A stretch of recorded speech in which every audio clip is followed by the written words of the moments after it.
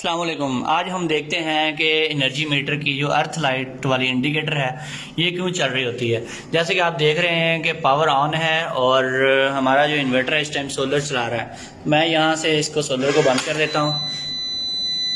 ऐसे ही मैंने सोलर को बंद किया तो इसने एसी इनपुट यूज़ करनी शुरू कर दी है, लेकिन यहाँ पे आप देख सकते हैं अर्थ लाइट अभी तक बंद है, लेकिन अब ये चल पड़ी है। अर्थ लाइट चल पड़ी है क्योंकि इन्वर्टर ने वापडा को यूज़ करना शुरू कर दिया है। तो ये क्यों चल रही है? हमने अर्थ यूज़ नहीं किया हुआ तो फिर भी ये चल रही है। अगर आपने भी अर्थ नहीं यूज़ किया हुआ तो ये क्यों चलती है, उसकी रीज़न हम तलाश करने की कोशिश करते हैं। सबसे पहले हम क्या करते हैं, हम इन्वर्टर की सेटिंग में एंटर होते हैं और हम इसका 16 नंबर पे जाएंगे जो कि बैटरी चार्जिंग की सेटिंग है।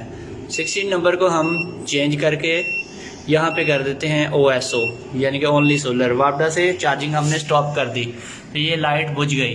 जैसे ही मैंने स्टॉप की है वैसे ही अर्थ लाइट बुझ गई है। हालांकि हमारा जो सिस्टम है वापडा को यूज़ कर रहा है। इनपुट में वापडा है 234 और आउटपुट में भी 234, यानी कि वापडा इनपुट आउटपुट में यूज़ हो रही है, लेकिन और हमारा सोलर भी बंद है।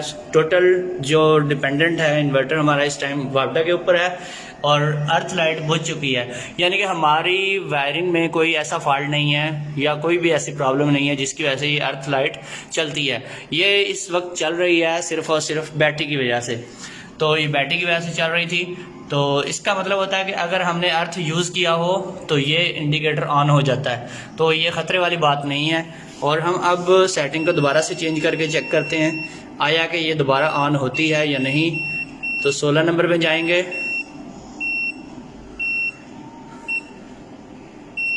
यहाँ पे हमने CSO को सिलेक्ट कर लेना है। CSO को सिलेक्ट करके सेटिंग को सेव कर देना है। और ये लाइट जो है अभी तक तो बंद है, अभी तक तो ये लाइट बंद है और ये लाइट चल पड़ी है। ये लाइट चल पड़ी है वापडा के ऊपर चार्जिंग स्टार्ट होने से ये लाइट जो है ये चल पड़ी है। इसका मतलब ये हुआ कि बैटरी की वजह से कोई अर्थ लीक हो रहा है या कोई प्रॉब्लम है। तो हम ऐसे करते हैं कि बैटरी वाला जो ब्रेकर है इसको मैं बंद कर देता हूँ। ये बंद करके देखते हैं कि लाइट बंद होती है कि नहीं होती। मैंने बैटरी वाला ब्रेकर बंद कर दिया है। यहाँ पे बैटरी का जो है ब्रेकर बंद है, अर्थ लाइट फिर भी चल रही है। अब ये सोलर भी बंद है, बैटरी भी बंद है, यानी कि ना अर्थ इधर से कोई लीक हो रहा है, ना ही सोलर से और ना ही बैटरी से, तो फिर भी लाइट चल रही है। इसका मतलब ये है कि हमारी जो इन्वर्टर के अंदर 16 नंबर सेटिंग होती है जो कि चार्जिंग करवाती है, ये इस इन्वर्टर के किसी भी इन्वर्टर के अंदर चार्जिंग सेटिंग को ऑन करने से होता है। अदरवाइज़ ये अर्थ यूज़ वाला इंडिकेटर नहीं आता।